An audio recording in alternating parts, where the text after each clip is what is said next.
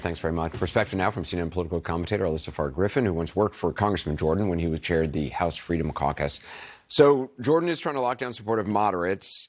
The former president says, put me in, coach. What do you make of this situation? So listen, both Steve Scalise and Jim Jordan, the two declared and likely candidates, kind of take votes from each other. So Steve Scalise has the moderates in his corner.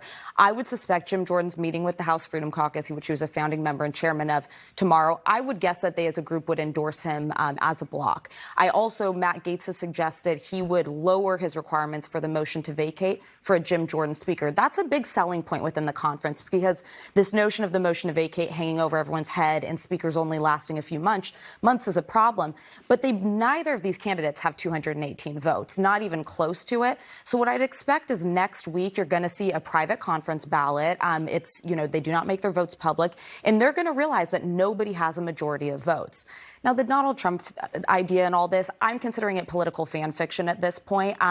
He doesn't know how to do the job. It's a functional role for one thing. He also wouldn't have the votes. Even the most diehard House Republicans, I think, would admit that he would be a further agent of chaos. He's not somebody who could fund the government, and I think he'd probably get under 150 votes on a private ballot in Congress. Can Jim Jordan win over moderates?